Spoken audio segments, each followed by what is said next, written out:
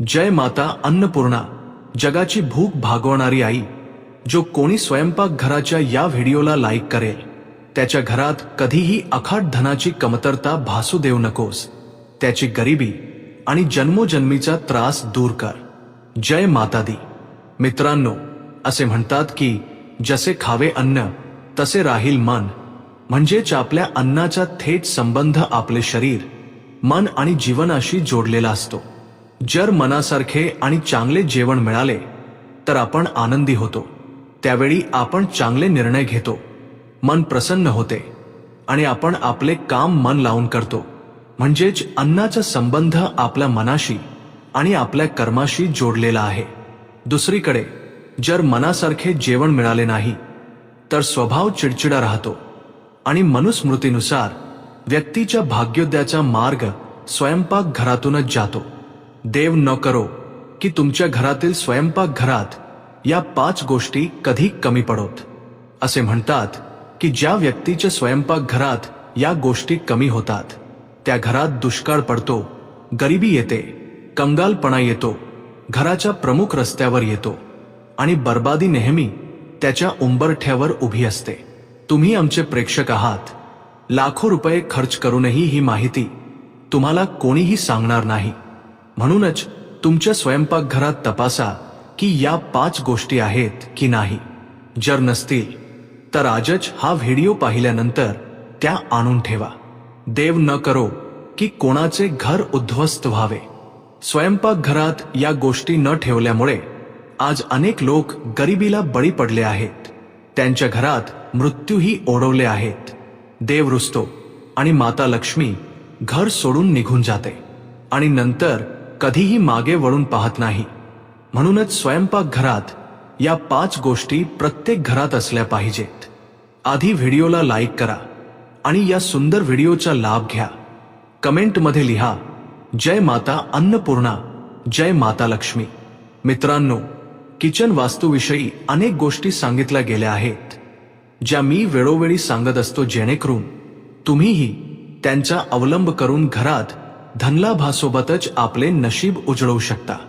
स्वयंपाकघरात जे अन्न शिजते त्यातूनच आपल्याला ऊर्जा मिळते आणि म्हणूनच स्वयंपाकघरात खूप काळजी घेतली पाहिजे. विशेषतः काही अशा गोष्टी आहेत ज्या संपल्याने घरात नकारात्मकता वाढू लागते आणि दारिद्र्य पाय पसरायला सुरुवात करते. आधी आपण पाहूया कोणत्या गोष्टी घरात नेहमी असल्या पाहिजेत आणि संपण्यापूर्वीच त्या मागवून घेतल्या पाहिजेत.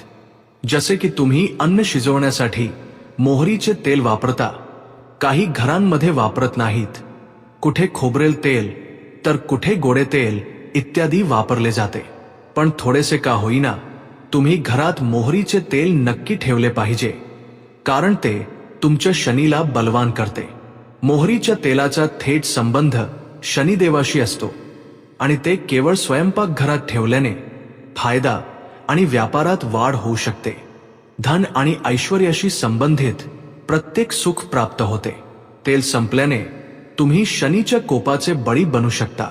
त्यामुळे स्वयंपाकघरात कधीही तेल संपू देऊ नये आणि दर शनिवारी या मोहरीच्या तेलामध्ये आपली सावली पाहून थोडेसे अर्ध्या वाटीपेक्षाही कमी घ्या. त्यात आपली सावली पाहून ते शनिदेवावर नक्की अर्पण केले पाहिजे. असे म्हणतात की हनुमानजींकडून मार खाल्ल्यानंतर जेव्हा हनुमानजींनी शनिदेवाच्या अंगाला मोहरीचे तेल लावले तेव्हा शनिदेवाची सर्व वेदना संपली होती. तेव्हा शनिदेवाने सांगितले होते की जो कोणी भक्त श्रद्धेने शनिवारी मला मोहरीचे तेल अर्पण करेल त्याला शनिदोषांच्या त्रासातून मुक्ती मिळेल. तेव्हापासूनच शनिदेवाला मोहरीचे तेल अर्पण करण्याची परंपरा सुरू झाली. त्यामुळे नेहमी आपल्या घरात मोहरीचे तेल नक्की आणून ठेवावे. दुसरी गोष्ट सांगण्याची गरजच नाही, ती खूप सामान्य आहे. मीठ. मिठाशिवाय अन्नाच्या चवीची कल्पनाही केली जाऊ शकत नाही आणि एक चिमूटभर मीठ तुमच्या जीवनात खूप मोठे बदल घडवून आणते. याबद्दल मी बऱ्याच गोष्टी सांगत आलो आहे. स्वयंपाकघरात मीठ संपणे हा सर्वात मोठा वास्तुदोष मानला जातो. यामुळे राहू नाराज होतो आणि तुमची बनलेली कामे बिघडू लागतात. पहिली गोष्ट म्हणजे कोणालाही मीठ देऊ नये आणि कोणाकडून मीठ मागूही नये. यामुळे तुमच्या जीवनात कर्जाची समस्या निर्माण होते. म्हणून स्वयंपाकघरात मीठ कधीही संपू देऊ नये, त्याआधीच आणून ठेवावे. आजकाल पुन्हा असा काळ आला आहे की लोक सैंधव मिठाचे महत्त्व समजू लागले आहेत आणि त्याचा जास्तीत जास्त वापर करू लागले आहेत. सामान्य मीठ पांढरे असते, पण जेव्हा सैंधव मिठाचा विचार केला जातो तेव्हा ते शनीशी जोडलेले मानले जाते, जो शिस्त, दृढता आणि कर्मावर नियंत्रण ठेवणारा खगोलीय पिंड आहे. जर तुम्ही तुमच्या रोजच्या विधींमध्ये आणि रोजच्या जेवणात सैंधव मिठाचा वापर करत असाल आणि कोणत्याही क्षेत्रात नेतृत्व करत असाल तर तुम्हाला कुंडलीत सूर्यग्रहाची अनुकूलता असणे आवश्यक असते. म्हणून तुम्हाला विशेष लक्ष ठेवायचे आहे की तुमच्या घरात गहू, गूळ आणि आंबे नेहमी असले पाहिजेत. हे नेहमी तुमच्या घरातील अन्नात समाविष्ट करा आणि ते घरात नक्की ठेवा, अगदी मूठभर का असेना. हे कधीही संपायला नकोत. जर घरातील लोक खूप भावनिक असतील, घरात क्लेश असतील आणि ते वारंवार नैराश्यात, डिप्रेशनमध्ये जात असतील तर चंद्राला मनाचा कारक म्हटले गेले आहे. जर अशा प्रकारची समस्या असेल किंवा तुम्ही पांढऱ्या तांदळाचा व्यवसाय करत असाल, कोणत्याही पांढऱ्या वस्तूंचा व्यापार करत असाल तर तुम्ही लक्षात ठेवले पाहिजे की घरात पांढरे तांदूळ, साखर, दूध, दही, ऊस यांसारख्या काही ना काही पांढऱ्या वस्तू नेहमी असल्या पाहिजेत. या गोष्टी चंद्राचे प्रतिनिधित्व करतात, त्यामुळे त्या घरात कधीही संपू देऊ नयेत. तिसरा आहे मंगळ ग्रह, म्हणजेच आक्रमकता, शक्ती, पैसा आणि पती पत्नीचे नाते. या सर्व गोष्टींवर मंगळाचे आधिपत्य असते. मंगळामुळेच तुम्हाला जीवनात सर्वोच्च स्थान प्राप्त होते आणि मंगळ तुम्हाला नेता बनवतो. जर तुमची इच्छा असेल की शाळेतील मुले नेता बनावीत, तुम्ही तुमच्या क्षेत्रात नेतृत्व करावे आणि प्रत्येक गोष्टीत पुढे असावे, तर तुम्ही तुमच्या घरात लाल मसूर डाळ, डाळिंब, जव आणि मध या गोष्टी नेहमी ठेवल्या पाहिजेत. आणि यापैकी कोणती ना कोणती गोष्ट घरात नेहमी उपलब्ध असावी, ती संपू नये याची काळजी घ्यावी. त्याचप्रमाणे जी कुटुंबे करिअरकडे लक्ष केंद्रित करणारी असतात, ज्यांना सौंदर्य हवे असते, जे मॉडेलिंग करतात किंवा सौंदर्याशी संबंधित काम करतात, त्यांच्यावर बुध ग्रहाचे आधिपत्य असते. त्यामुळे त्याच्या अनुकूलतेसाठी घरात नेहमी हिरवा वाटाणा, हिरव्या भाज्या, हिरवी डाळ, ज्वारी या गोष्टी नेहमी ठेवल्या पाहिजेत. जास्तीत जास्त त्यांच्या आहारातही समावेश करावा. यामुळे व्यापार, उद्योग, व्यवसाय या सर्वांमध्ये लाभ मिळतो. आता गुरुग्रहाबद्दल बोलूया. गुरुग्रहाच्या अनुकूलतेसाठी हरभरा डाळ, बेसन, मका, हळद, सैंधव मीठ, केळी, पिवळी डाळ या सर्व गोष्टी घरात नेहमी उपलब्ध राहतील याची तुम्ही काळजी घेतली पाहिजे. ज्या लोकांना पैशाची अडचण आहे आणि जर शुक्र ग्रह कुंडलीत अशुभ फळ देत असेल, तुमच्या घरात पैसा येत नसेल, बरकत होत नसेल, पैशाची समस्या असेल आणि त्वचेचे आजार होत असतील, तर तुम्ही तुमच्या जेवणात त्रिफळा, दालचिनी, कमळगट्टा, खडीसाखर आणि मुळे ज्येष्ठमध यांचा समावेश केला पाहिजे. यापैकी कोणती ना कोणती वस्तू नेहमी तुमच्या घरात असली पाहिजे याची काळजी घ्या, ती कधीही संपू देऊ नका. मित्रांनो, आता शनी ग्रहाबद्दल बोलूया. मी शनीबद्दल आधीच सांगितले आहे. त्यासाठी तुम्ही काळी उडीद, काळी मिरी, लवंग, तमालपत्र, काळं मीठ आणि लोणचे यांचा वापर नक्कीच केला पाहिजे. तुमच्या घरात लोणचे कधीही संपता कामा नये. जर तुम्हीही तुमच्या घरात लोणचे संपवून ठेवत असाल तर सावध व्हा. आजपासून लक्षात ठेवा की तुमच्या घरात लोणचे कधीही संपू देऊ नका. नेहमी लोणचे बनवून ठेवा. थोडे का होईना पण लोणचे नक्कीच ठेवले पाहिजे. याचप्रमाणे ज्या लोकांना राहू केतू या छायाग्रहांच्या अशुभ प्रभावापासून वाचायचे आहे, त्यांनी आपल्या घरात नेहमी दही, दूध, तीळ आणि मोहरीचे तेल यांचा वापर केला पाहिजे. तर मित्रांनो, आज आपण आपल्या स्वयंपाकघराविषयी बोललो. मी नेहमी स्वयंपाकघराच्या वास्तूविषयी सांगत असतो आज मी सांगितले की कोणती वस्तू कुठे आणि कशी ठेवली पाहिजे.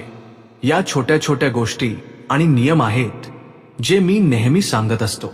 पण तरीही घरात बरकत होत नसेल तर एकदा या गोष्टींकडे नक्की लक्ष द्या, कारण या गोष्टी तुमच्या जीवनात सुख आणि सौभाग्य घेऊन येतात.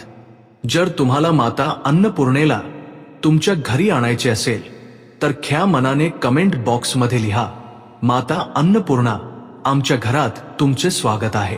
आई तुमच्या घरात कधीही अन्नाची कमतरता भासू देणार नाही. जय माता अन्नपूर्णा. तर हे शनीचे प्रतिकूल प्रभाव कमी करेल, तुमच्या जीवनातील हाडांचे दोष, अपघात, दुर्दैव, कष्ट आणि अडथळे दूर करेल. हे तुमचे मन आणि शरीर शुद्ध करते, तुम्हाला तुमच्या आध्यात्मिक विकासाकडे घेऊन जाते आणि आंतरिक शक्ती वाढवते. आणि त्याचप्रमाणे काळे मीठ असते. काळे मीठ देखील घरोघरी मोठ्या प्रमाणावर वापरले जाते, विशेषतः चाटमध्ये किंवा भाजीची चव वाढवण्यासाठी याचा वापर होतो. याचा एक विशिष्ट आणि सुगंधित वास असतो.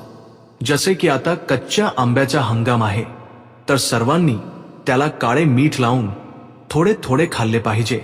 ते खूप चवदार लागते. त्याचबरोबर ते तुमच्या मंगळ ग्रहाशी जोडलेले आहे, जे तुमच्यामध्ये प्रेरणा निर्माण करेल, तुमच्यात उत्साह आणि ऊर्जा भरेल आणि साहस निर्माण करेल. याला तुमच्यातील बदलाचे प्रतीक मानले गेले आहे. त्यामुळे तुम्हालाही तुमच्या जीवनात आध्यात्मिक प्रगती हवी असेल तर काळ्या मिठाचा वापर नक्की करा. हे तुमच्या इच्छाशक्तीला बळ देते आणि नकारात्मक ऊर्जेपासून संरक्षण देखील प्रदान करते. घरात मीठ नेहमी ठेवा आणि ते संपण्यापूर्वीच आणून ठेवा. मित्रांनो, आता तिसऱ्या गोष्टीबद्दल बोलूया, ती म्हणजे तांदूळ. सनातन धर्मात याला अक्षत म्हटले जाते, जो तुटलेला नसतो आणि पूर्णतेचे प्रतीक मानला जातो. सर्व देवी देवतांच्या पूजेमध्ये तो अर्पण केला जातो. खिरीचा नैवेद्य दाखवला जातो. जर थेट अर्पण केला नाही तरी खिरीच्या माध्यमातून तो अर्पण केला जातो, ज्याला पूर्ण अन्न मानले गेले आहे. ज्योतिषशास्त्रानुसार आपण तांदळाला चंद्राचा कारक मानतो. चंद्र म्हणजे मनाचा आणि आईचा कारक. तसेच याला शुक्राशी देखील जोडून पाहिले जाते. तर शुक्र म्हणजे पती पत्नीचा कारक, रोमॅन्टिक जीवन, वैयक्तिक जीवन, सुखसुविधा, घरातील बंगला, गाडी, आधुनिक इलेक्ट्रॉनिक्स, पैसा, संपत्ती, चांदी आणि सोन्याचे दागिने या सर्वांवर शुक्राचे राज्य असते. आणि तांदूळ तुमच्या शुक्रावर नियंत्रण ठेवतो. स्वयंपाकघरात कधीही तांदूळ संपू देऊ नका, नाहीतर यामुळे शुक्र ग्रह कमकुवत होतो आणि माता लक्ष्मी नाराज होते. शुक्र ग्रहच तुम्हाला जीवनात धनवैभव देतो. त्यामुळे लक्षात ठेवा की यापुढे तांदूळ संपण्यापूर्वीच ते घरात आणून ठेवा आणि तांदळाचा डबा कधीही पूर्णपणे रिकामा करू नका. जर तुम्ही भात बनवत असाल आणि डब्यातील तांदूळ संपत आले असतील तरीही त्यामध्ये 2-4 दाणे नक्की शिल्लक ठेवा. डबा अजिबात रिकामा करू नका. त्यानंतरच तुम्ही भात बनवावा. पुढची गोष्ट म्हणजे हळद. आपल्या भारतीय स्वयंपाकघरात हळदीशिवाय चायनीज पदार्थही बनत नाहीत. लोक मॅगीमध्येही हळद टाकून खातात. सोनेरी पिवळा रंग आल्याशिवाय सामान्य भारतीयांच्या घशाखाली घास उतरत नाही. एकीकडे आयुर्वेदात ही एक औषधी मानली जाते. जेव्हा कोरोना पसरला होता तेव्हा सर्वांना आठवत असेल की हळदीचे दूध पिऊन अनेक लोक निरोगी झाले होते.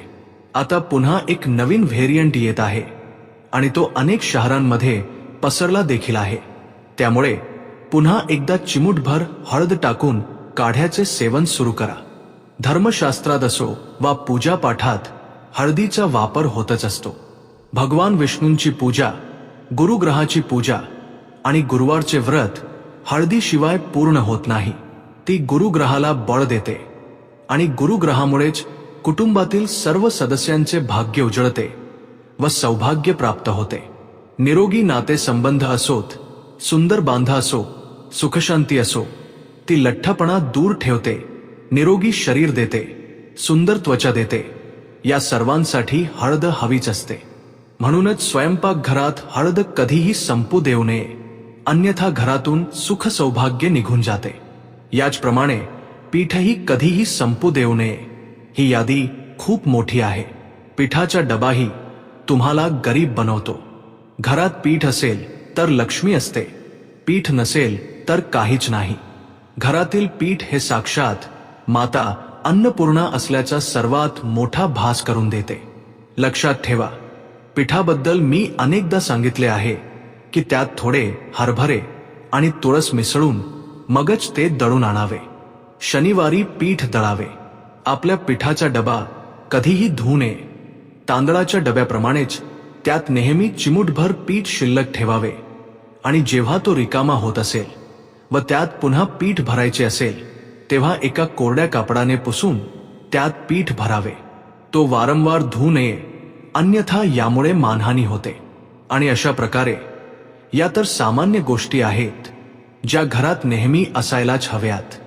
ज्योतिषशास्त्रात या गोष्टी ग्रहांवरही आधिपत्य ठेवतात. त्यामुळे ग्रहांच्या दृष्टिकोनातूनही या गोष्टी घरात कधीही संपू देऊ नयेत.